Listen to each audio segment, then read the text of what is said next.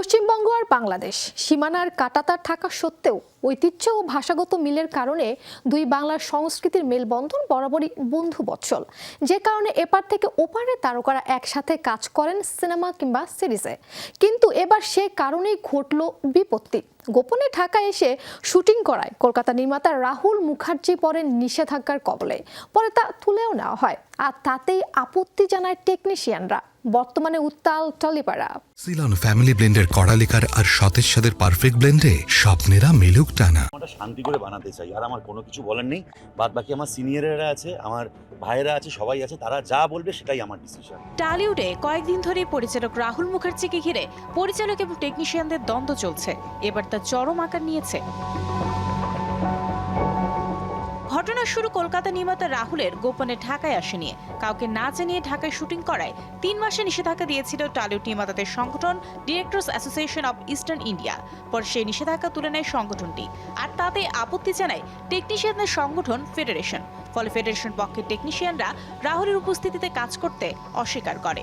ইম্পার সঙ্গে আমাদের রেজিস্ট্রেশন আছে যে কোনো ছবি আমরা যদি বিদেশে যাই 17 থেকে 18 জন মেম্বারকে নিয়ে যেতে হয়, 19 জন মেম্বার ন্যূনতম। সেখানে ইম্পার রেজিস্ট্রেশন হয়েছে এই ছবিটা 4 দিন শুটিং করে রাহুলবাবু যখন বিদেশে গেলেন বাংলাদেশে, এখান থেকে 19 জন টেকনিশিয়ান না নিয়ে এখানকার সাপ্লায়ার থেকে কস্টিউম নিয়ে লুকিয়ে উনি এখান থেকে চলে গিয়ে শুটিংটা করলেন। তো রাহুলবাবু যদি ডিরেক্টর হিসাবে ফ্লোরে থাকেন তাহলে আমরা রাহুলবাবুর সঙ্গে কাজ করব না। 27 জুলাই সেটে রাহুল উপস্থিত থাকায় কাজ করেননি টেকনিশিয়ানরা। এতে ক্ষেপে যান পরিচালকরা। রোববার পরিচালকরা জানিয়ে দেন সোমবার থেকে তারা অনির্দিষ্টকালের জন্য শুটিং ফ্লোরে যাবেন না। টালিগঞ্জের টেকনিশিয়ানদের সংগঠন ফেডারেশন অব সিনে টেকনিশিয়ান ওয়ার্কার্স অব ইস্টার্ন ইন্ডিয়ার বিরুদ্ধে একজোট হয়ে প্রতিবাদে নেমেছেন পরিচালকরা। ফলে স্তব্ধ হয়ে গেছে টলিউডের ফ্লোর। বর্তমানে বাংলা সিনেমা, সিরিয়াল এবং ওটিটি প্ল্যাটফর্মের বিভিন্ন কন্টেন্টের ভবিষ্যৎ অনিশ্চয়তায়। রাহুল বা রাহুলের মতো পরিস্থিতিতে অতীতে বা ভবিষ্যতে বা বর্তমানে কেউ যদি থাকে, তার ভুলটা কোথায়, যে ভুলটার জন্য তাকে সাসপেন্ড করা হচ্ছে। আমরা এই অপমানটা ঠিক জাস্ট বরদাস্ত করবো না।